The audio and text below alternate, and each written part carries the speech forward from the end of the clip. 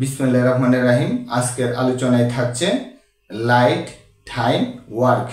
এই সমস্ত ওয়ার্ডগুলো কখন আনকাউন্টেবল নাউন থেকে কাউন্টেবল নাউন রূপে ব্যবহৃত হয়। তাহলে আমরা সরাসরি এক্সাম্পলে যাই।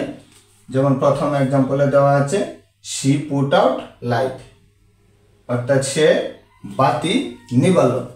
আর দ্বিতীয় এক্সাম্পলটিতে দেওয়া আছে she work in the light of the moon, অর্থাৎ সে চাঁদের আলোতে হেঁটেছিল। এই যে একই লাইট, লাইট অর্থ বাতি অথবা আলো। এখন একটি ওয়ার্ডের দুইটি অর্থ, বাতি এবং আলো।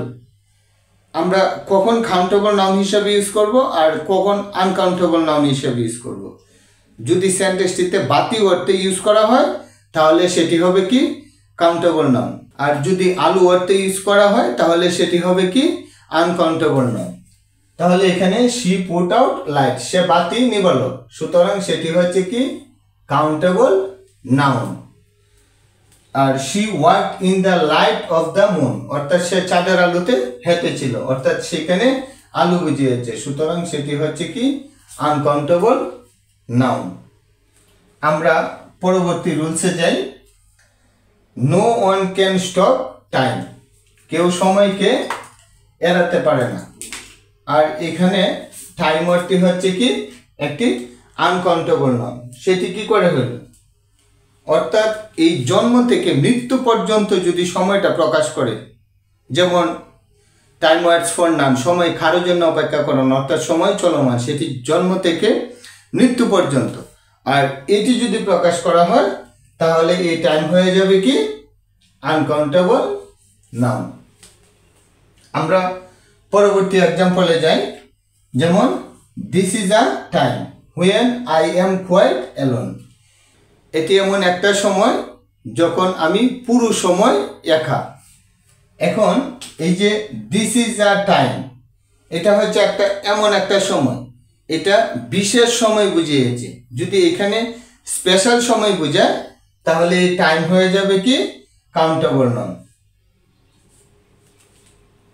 আর যদি জন্ম থেকে মৃত্যু পর্যন্ত হয় সেটি হবে কি আনকাউন্টেবল নাউন। আর স্পেশাল সময় বুঝাইলে কাউন্টেবল নাউন। আমরা পরবর্তী এক্সাম্পলে যাই আরেকটি রুলসে। যেমন I need a piece of work, অর্থাৎ আমার একটা কাজের প্রয়োজন। এই যে এখানে ওয়ার্ক ওয়ার্ডটি হচ্ছে কি আনকাউন্টেবল নাউন। এই ওয়ার্ক ওয়ার্ডটি হচ্ছে কি আনকাউন্টেবল নাউন। সেটি যদি ওই সেন্টেন্সে সাধারণ কাজ বোঝায় তাহলে সেটি হয়ে যাবে কি আনকাউন্টেবল নাউন, অর্থাৎ আমার একটি কাজের প্রয়োজন, এটি বিশেষ কাজ বোঝায়নি, সেটি প্রমাণিত হবে পরবর্তী সেন্টেন্সে। আরেকটি বিষয় ইনফর্ম করি যে কাউন্টেবল নাউনের পূর্বে একটা আর্টিকেল বসে। তাহলে যে এখানে আর্টিকেল আছে তাহলে সেটা ওয়ার্ড অফ হওয়ার কথা কাউন্টেবল নাউন না। এই যে পিস হচ্ছে কি কাউন্টেবল নাউন, আর এই পিসের জন্যই আর্টিকেল এখানে এ বসছে। আর এখানে শুধু কাজ প্রকাশ করছে, এই কাজটাকে অফ দ্বারা প্রিপোজিশন দিয়ে যুক্ত করেছে, আর সেটি হচ্ছে কি আনকাউন্টেবল নাউন। আমরা পরবর্তী এক্সাম্পলে যাই। যেমন the works of Haji Mohsin are great, Haji মহসিনের কাজগুলো হচ্ছে মহৎ। এই যে কোনো বিশেষ ব্যক্তির কাজ, যেমন লেখক অথবা বৈজ্ঞানিক, এদের মতো ব্যক্তির কাজগুলোকে কাউন্টেবল হিসাবে ব্যবহৃত হয়। এই জন্য দ্য ওয়ার্কস, এই ওয়ার্কস হচ্ছে কি কাউন্টেবল নাউন। পরিশেষে আবারও বলতে চাই যে লাইট বাতি অর্থে যদি ইউজ করা হয় তাহলে সেটি কাউন্টেবল নাউন, আর এই লাইট আলো হিসেবে ইউজ করা হলে সেটি হচ্ছে কি আনকাউন্টেবল নাউন। আর টাইম যদি জন্ম থেকে মৃত্যু পর্যন্ত অর্থাৎ চলমান প্রকাশ করে সেটা হচ্ছে কি আনকাউন্টেবল নাউন। আর যদি একটা বিশেষ মুহূর্ত অর্থাৎ বিশেষ সময় প্রকাশ করে সেখানে হবে কি কাউন্টেবল নাউন। আর ওয়ার্ক যদি সাধারণ কাজ বোঝায় সেটি হবে কি আনকাউন্টেবল নাউন। আর এই ওয়ার্ক যদি বিশেষ ব্যক্তিকে বোঝায়, ব্যক্তির কাজ বোঝায়, তাহলে সেটি হয়ে যাবে কি কাউন্টেবল নাউন।